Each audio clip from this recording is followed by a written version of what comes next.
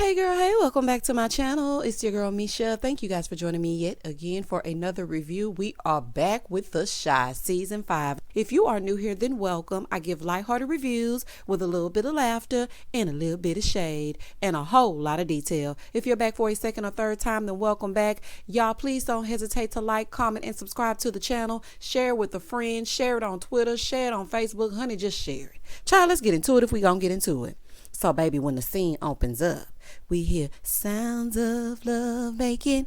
Baby, Keisha is climbing the wall. Spider-Man. Honey, she was getting some head. Getting some head. Okay, so she really getting into it, right? She is getting her entire life while somebody is devouring in between her legs and whatnot.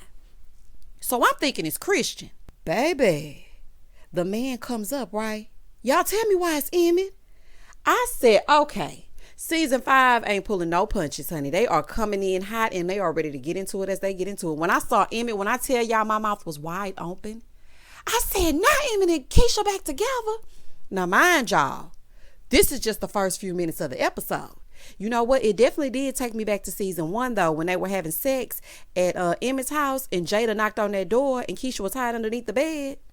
So they took me back. When I tell y'all I love The Chi. Now, the chemistry between Emmett and Keisha is undeniable, but Keisha has befriended Tiff. So, how that's gonna work? Child, it's a whole fool. Moving forward. In the next scene, Kevin and his new sister/girlfriend interest are in there playing a video game before school, and they're late. So, Dre comes in like, why y'all always late? Like, what y'all doing? Do you like to be late? Yeah, it's school. Duh. In the next scene, Trigg and Jake and Shaw, they're eating breakfast because Shaw cooked them a little something. And we see Papa, he's getting ready. Not Papa done lost a few LBs. Okay, get into it. So Jada and Swaed, they're getting into it as they get into it. They having the sexuals, early morning sex, when it's been marinating all night. Roll over and get it going before you get your day started. Honey, that's better than Folgers in your cup. I'm just saying. So then we pan back to Keisha and Emmett. And baby, she on that thing like a pogo stick. Do y'all hear me, honey? Bouncing. Then in pops Tiffany saying Emmett apparently was dreaming. Oh, okay. Ooh, child, false alarm. Honey, I thought they were really having sex. When I saw that, I said, not Keisha and Emmett. Baby, Tiff can mess up a wet dream, can't she? But Emmett, why are you dreaming about Keisha? See, this the reason why Tiff want to be wide open. That's why she want to be open now. Always another woman in the mix. Child, even in your dreams. Even in your dreams, it's another woman in the mix. So she came in basically to tell him that she going to her mama house. Girl, he was like, why? I want to be a family. She was like, well, I need time to think. Tiff, you have been thinking for 3 seasons. What you gonna do? Okay? Do you want to be with the man or you don't want to be with the man? So she looks down and sees the cream and whatnot. And she was like, I hope you was dreaming about me. Honey, and wasn't. In the next scene, all the youth are in the car. You got Jake, Emma, Papa, and I can't remember the other girl's name, but the one that's staying with Kevin. So they're all in there, and Emma is getting dropped off. Now, y'all know how I feel about Emma. But anywho, so Jake is asking if Emma's coming to the tryouts and whatnot. And she talking about, oh, I forgot. Is that today? Yes, it's today. You are so self-absorbed. This was the exact same way you were when you were with Kevin. That's why things didn't work out between y'all. You want everything to be all Emma all the time. So anyway, she hops out and Kevin hops in the front seat. Kevin, the fact that you forgave Jake, I don't know how I feel about that. I mean, I know bros before pros, but he did you dirty, big dog. He did you dirty. So Papa's in the back seat with Kevin's sister/living friend. Honey, I don't know what she is, okay? Trying to shoot his shot. He gonna say, so you and Kevin are like brother and sister, right? She said, I mean, I guess. He said, oh, okay, well, just because I walk with the Lord don't mean I'm blind. I like what I see. This girl gonna say, okay, close your eyes. You didn't have to do Papa like that. But let me tell you something, Jake and Papa. Why y'all always messing with girls that Kevin has had first? Kevin don't recruit not now another health, okay? Every time you find somebody, they backdoor you. What is wrong with y'all? Anyway, and she is kind of giving me Maisha tease. Papa definitely got a type. In the next scene at the community center, there's a fight and Tracy is trying to break it up. Where are the community defenders when we need them? Y'all know the community defenders be on the case. So anyway, Tracy trying to break it up and whatnot. So then Trigg and Shaw, they pull him off of the other guy, right? So they're trying to get him to apologize to Tracy. And basically they were fighting about who's on whose turf. So Trigg is like, listen, I want y'all to not be fighting about stuff that y'all don't own. Like you're fighting about the ground that you're walking on. How that makes sense. So then they wanted them to volunteer down at the center, right? And Tracy's like, nah, I'm good. He was like, well, I ain't want to volunteer no way. She don't want him volunteering because he's the one that killed Ronnie. So they was like, nah, that ain't him. He didn't kill Ronnie. And she was like, yes, he did. I remember because he stood over him and said, this is for Coogee. I still can't, you know what? After all this time, I still can't believe that Coogee was killed. He was an innocent person, an innocent little boy. All he wanted to do was feed them puppies. He was at the wrong place at the wrong time wearing the wrong chain. Coogee, you should have left that damn chain where it was. But anyway, Tracy, not you gonna try to come down hard on somebody else for killing. And Ronnie had killed Coogee, and then whoever killed Ronnie, like it's just some killing going all up and down, up and through the streets. And not to mention the fact that you were with Duda, and we know Duda will shoot you dead in a minute. So girl, what are you even saying? So Shaw and Trigg are trying to get her to see that he's just a scared little boy and that they shouldn't judge him. See, they've been there, so they know what it's like. They know what that life is like. But she's like, no, I have a right to judge somebody who took the life of a person that I love. So Trigg is like, listen, I want to save as many lives as I can. But Tracy ain't trying to hear that, honey. And child, she loved her some Ronnie. Do you hear me? And it didn't make no sense to me.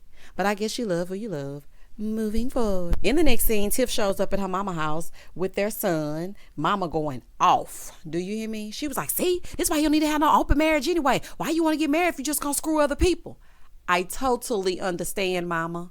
I am with you, honey. We see each other. But why you talking so reckless in front of this baby, though? Like, why are you coming out the side of your neck in front of EJ? Like, girl, if you don't have some class. So Tiffany is like, Mom, stop talking like that in front of him. And she's like, well, you know what? I'm sure he's heard worse at your house. I'm sure he has, but he don't need to be hearing it nowhere. So because he heard it over there, that makes it right for him to hear it over here. You the grandma. You're supposed to be the example. Child. So Tiff wants her mom to please just not talk. She was like, please just be quiet. Like, psh, hush. So mama started going off once again. This my house. You the one that need me. In the middle of her fussing, her grandbaby is like, I love you, Grandma. Aww, that little voice. And I hope that helps her calm the hell down. Ma'am. So then Tiffany steps in her old room. It's exactly as she left it. B2K posters giving very much bum, bum, bum. It was giving very much early 2000s. Pause. Let me just say this. Lena, that soundtrack? Yes, ma'am. Let me tell you something. Issa's Insecure. And this show gonna give you a soundtrack to make you create a playlist immediately after watching an episode. Because I love the fact that they opened up with the brat, you know, being so functified and whatnot. And now we over here with B2K all over the walls. And then we gonna hear In the Stone a little bit later by Earth, Wind, and Fire. I mean, I was getting my entire life. Do y'all hear me? This episode was so good to me. It had so many layers. It was giving you enough without giving you too much. So child, let's continue. So she in the room, whatnot, with the B2K posters, giving very much early 2000s. And speaking of B2K, poor Omarion, honey, got annihilated on that versus. Poor little tink tink.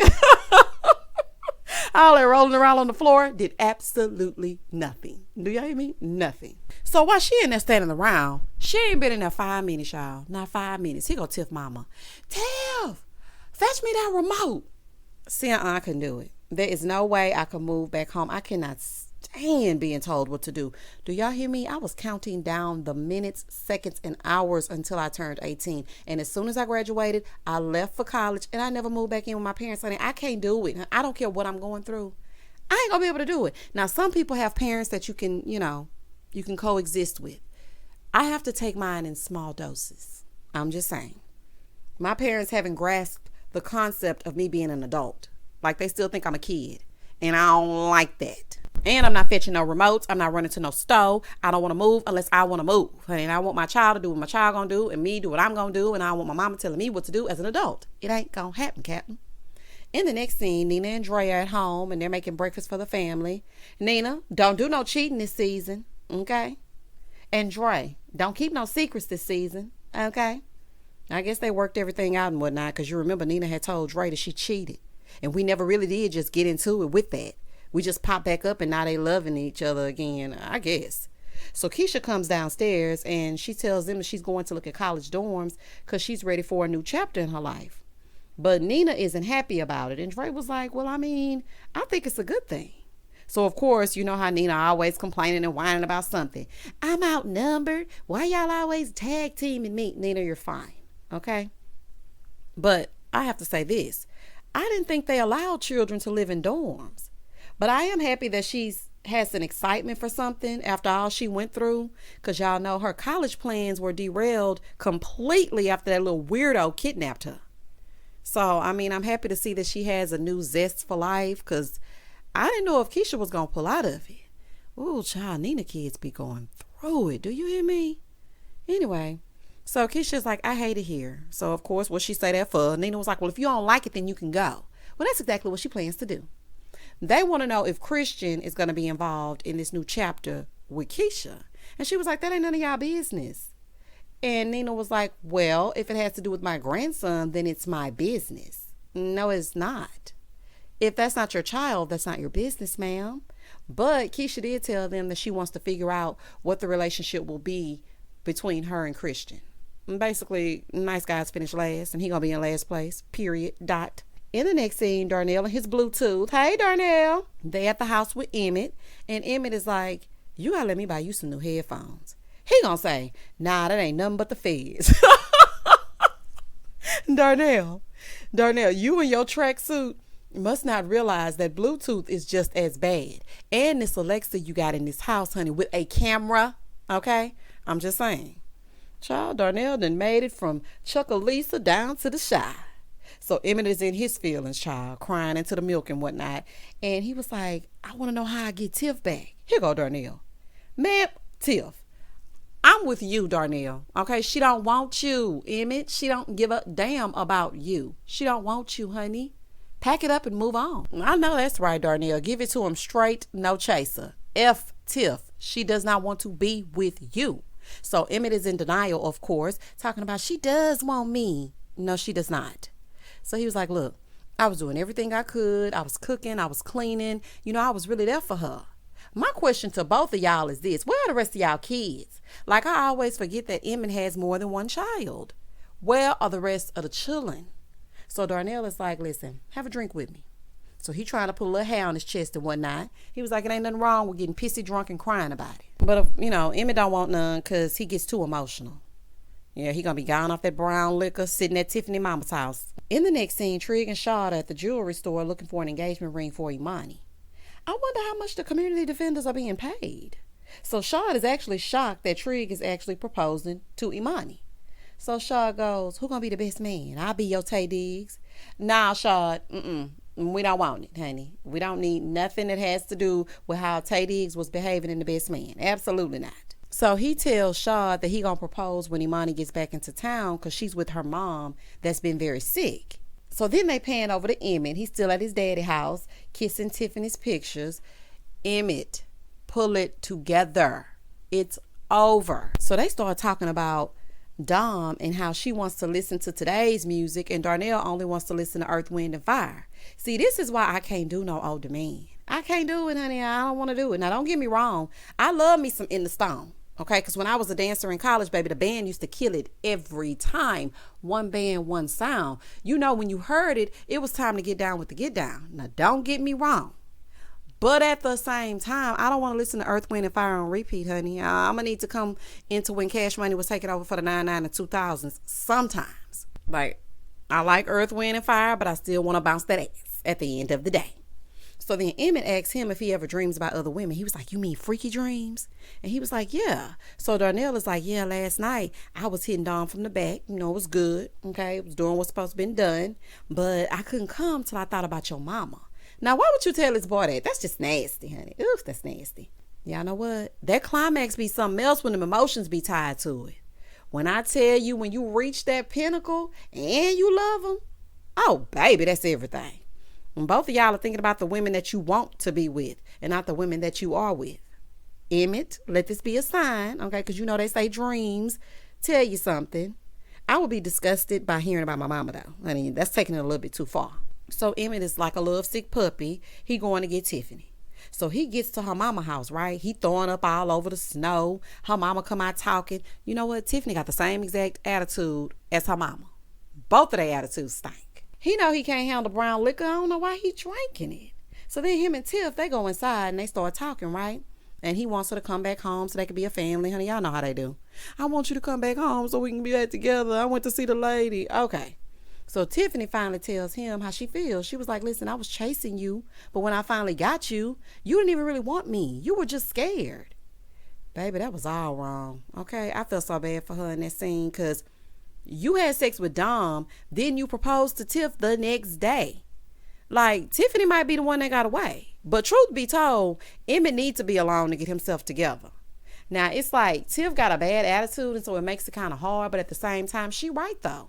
She was chasing behind Emmett, and he was chasing everybody else. And still is, in his dreams. He does admit that he was scared, though, but he's like, I'm not scared no more. So she finally breaks down and tells him that she doesn't want to be his wife anymore. I think Tiff may be giving up on her marriage too soon. Like, I understand it, but at the same time, she also spent all of her years chasing behind Emmett, only for him to turn around and drop another bomb to embarrass her. Like, she was all in Dom's face. See, that's what I'm saying. I was about to say something. These men be hiding you out in the open. I can't stand being embarrassed. Now, I know, nobody likes to be embarrassed, but no, for me, it's on another level. If you embarrass me, oh, baby, you as good as dead to me. Maybe now they can both move forward and be happy because y'all keep going in circles. Me and I always want to act right at the 11th hour. Boy gone. He wasn't expecting that. Mouth wide open. Do y'all hear me? In the next scene, Swaed and Jada are at the house, and he asked her what she thought about them moving in together. She was like, I haven't really thought about it, but let me think on it. My vote would be no. Okay, I don't want you living with me. We're fine. What we got right now is good. You come over, I get the drive by, and then you go on about your business. So she tells him that she's going to take a shower, right? But the shower head is still broken. He was like, oh, the shower head is still broken.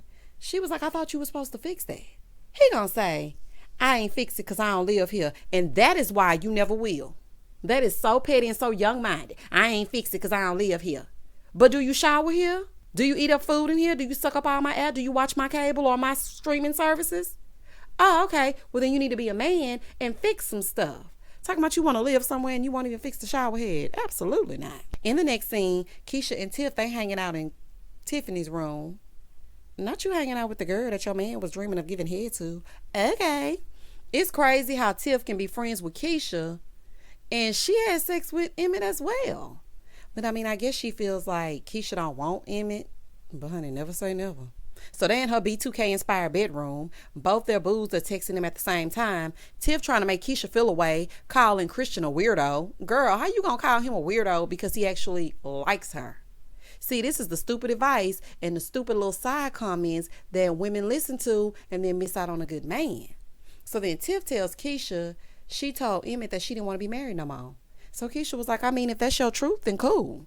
So then Keisha tells her that she's about to let Christian down easy because she needs to focus on school and she can't focus on his heart, her school, and her baby all at the same time. So Christian was a one-season wonder. I think he was good for Keisha. But I understand wanting to focus on school and focus on your child. But girl, I ain't buying it. Okay, he picked you up and dusted you off and then you putting him on to the side, y'all. It's the day of the varsity tryouts for Jake. And Jake is playing like he just discovered what a ball is. Jake, what the hell is going on? Baby, Jake can't jump. Do you hear me? Here go Maisha. Is it just me or is he trash? No, Maisha, it's not just you. It's giving trash can. It's giving I'm just here so I don't get fined. I thought at first he was playing bad because Emma wasn't there. So I was like, maybe he playing like that because he doesn't see Emma in the crowd. But nope, that's just who he is. So the coach calls him over to put him out of his misery, and Emma shows up. So she comes late with this pie, right? And he got a little attitude. I mean, you can't be mad at her because you can't play. But truth be told, he need to talk to you raw because you should have never went over there and got him. His attitude been bad. Girl, you just not noticing? But I just think that Jake is just trying to find his way. I think the pressures of high school are getting to him. But he would have to watch how he talked to me. Because you're not going to keep talking to me crazy. Moving forward. In the next scene, Emmett is at the office pretending like he can't sing. Child, when I saw that, I said, boy, not you pretending like you can't sing. We all know damn well that you can blow. Okay? Which makes you even sexier. I'm just saying. Oh, child.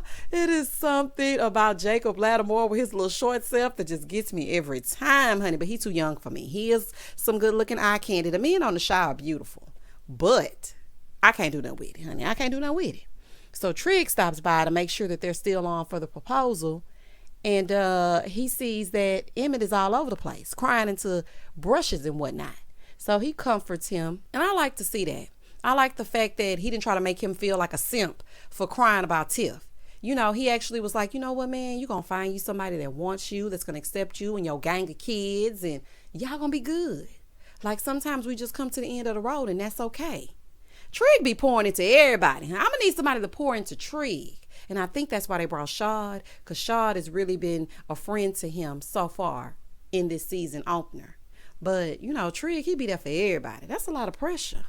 So while Emmett is saying every love quote that he can think of, somebody throws a brick in Trigg's window. So he go chasing him down, right? And it's the guy that was at the community center fighting earlier. I can't remember his name, or if they even told us his name. I don't know. Y'all put it down in the comments. I can't remember. So he chases him down, right? He started tearing him up, and he almost lost it completely. But before he took the breath out of him, he stopped. He was like, he stopped himself.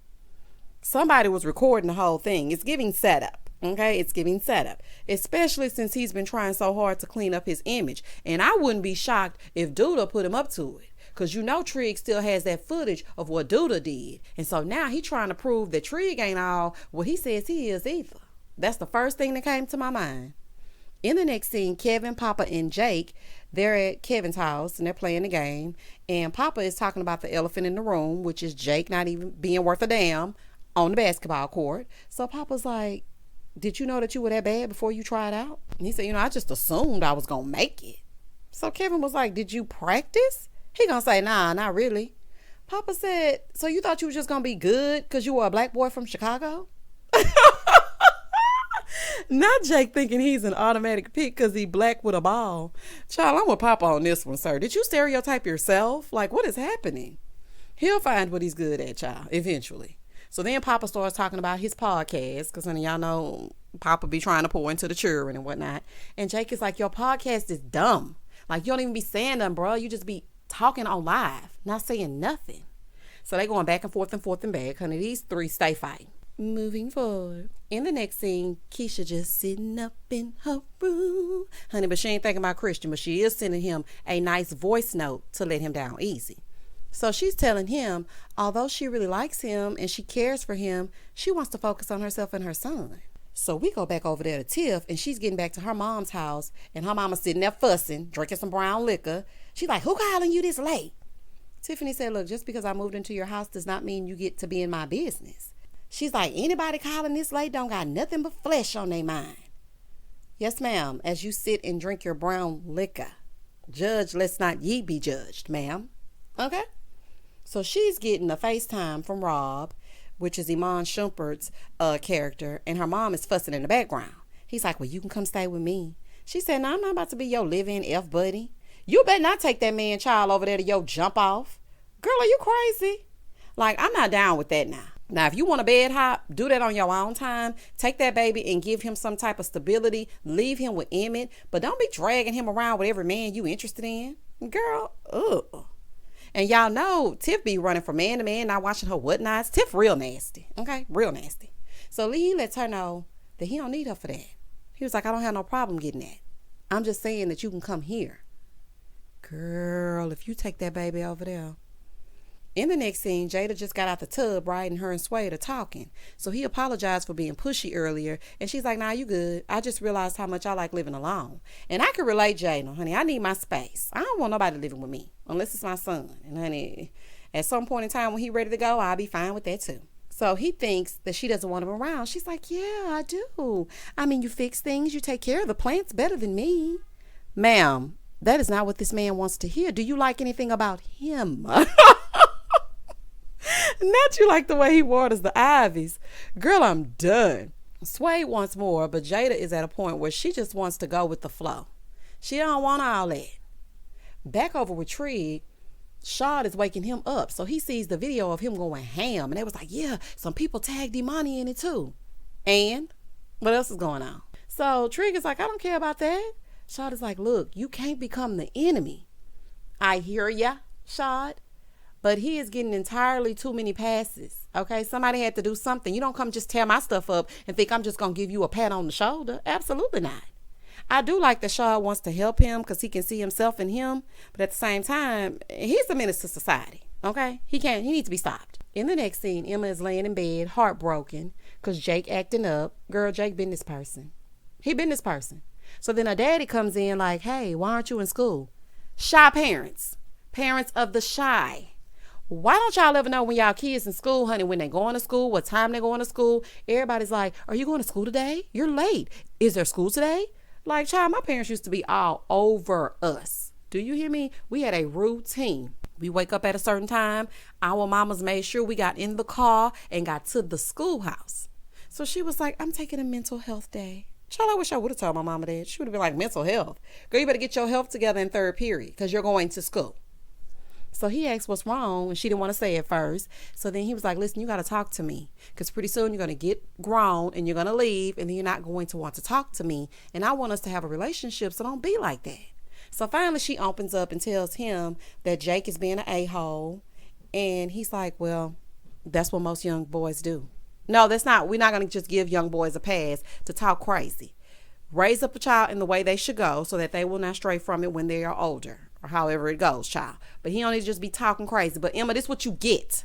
Okay? This is exactly what you get. So then she was like, sometimes I wonder if I should have stayed with Kevin. The way you were with Kevin, you didn't like him either.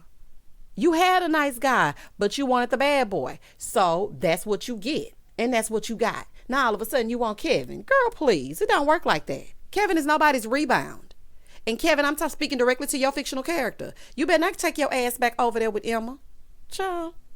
So her dad is like, look, y'all are kids. Y'all just practicing on each other.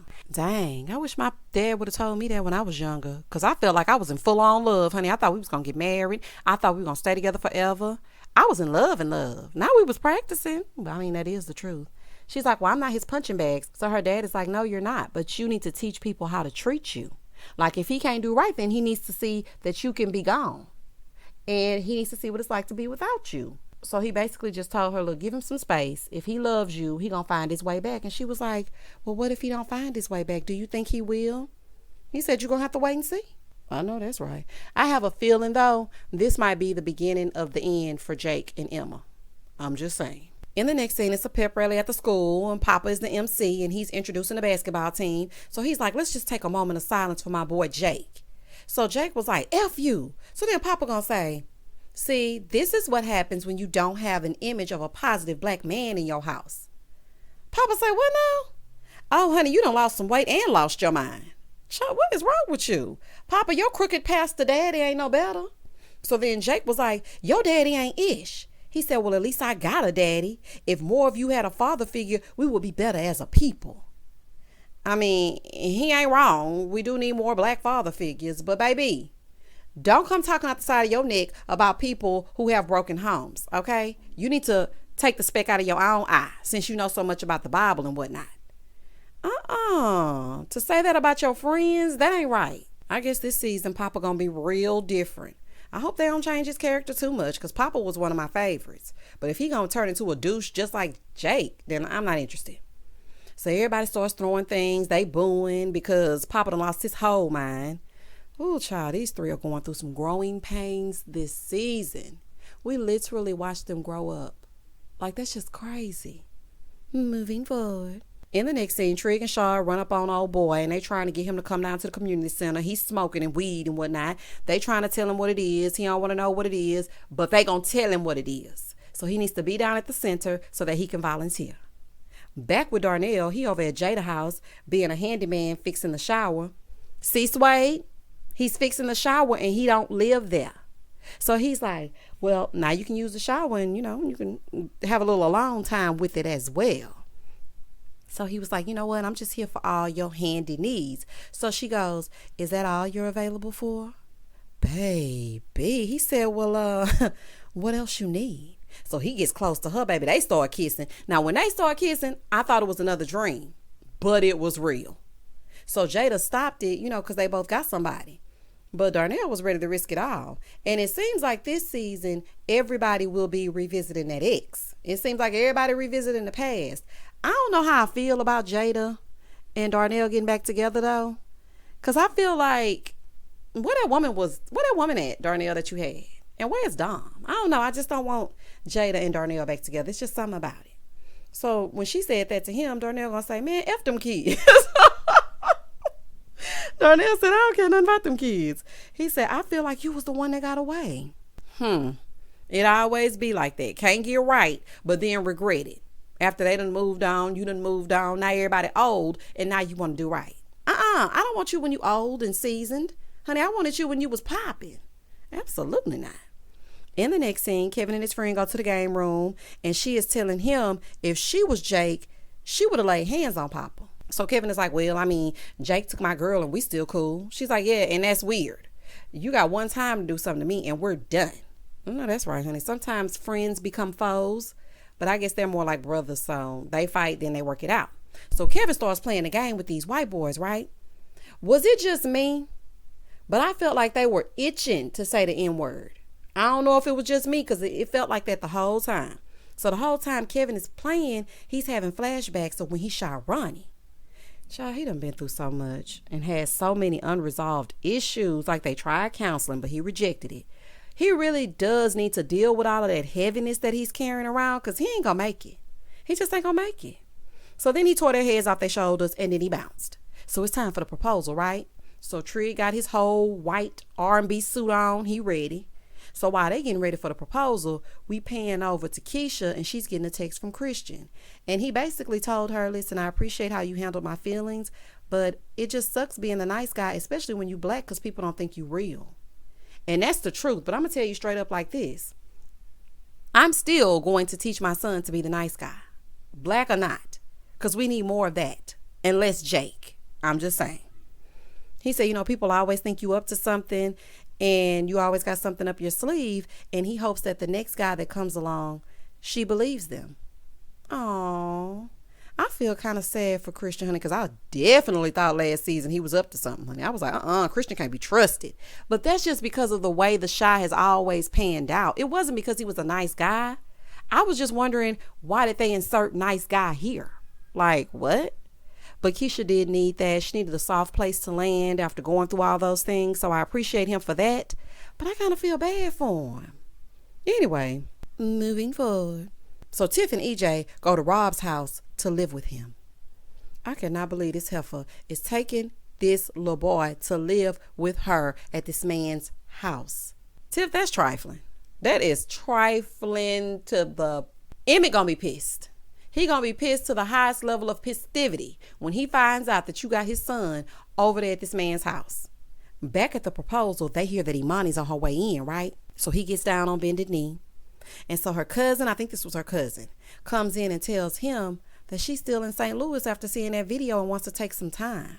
Baby, he was sick. Do y'all hear me? But Shad stepped in and helped him in the clutch pick up his feelings. But I have to say this. Listen, Shad being a real solid friend this season, because I was wondering how they were going to explain Imani's character ending since she no longer works for the show. But I feel like that was lazy. You can tell that Lena and Imani was into it. Lena was like, listen, she mad at Trigg. The end. Baby, Lena was like, I ain't giving her nothing. You want to go around and do interviews and talk about how my work environment was trash? Your ending gonna be trash. It was giving petty writing. It was. I feel like it could have been a little bit better. Like, no way would Imani be upset about his temper and not pull up on him to go off. You know Imani was about that life. Like, maybe they could have said that she was staying for her mom, or her mom passed away and she fell into a depression, like something. But not she mad at Trigg, so she ain't coming. Child. In the final scene, Tracy is at home watching Waiting to Excel, and the doorbell rings. Y'all, Q and Duda show up. I knew Duda was going to show up because, what is the shot without him? But Q? Who invited you back? I thought you was dead. Child, I'm so confused. But he said he was back to finish what he started. And that was the season premiere of season 5, episode 1. Baby, that was good to me. This episode was so good. I love the Shy. I hope we can keep going. And the fact that Q and Doodle both rolled up on Tracy. And Tracy forever confused. Otis, girl. Anywho, I can't wait to see what's going to happen. Please do not hesitate to like, comment, and subscribe to the channel. Tell me what you thought about this episode. And as always, stay safe, stay blessed, spread love, not germs. Peace.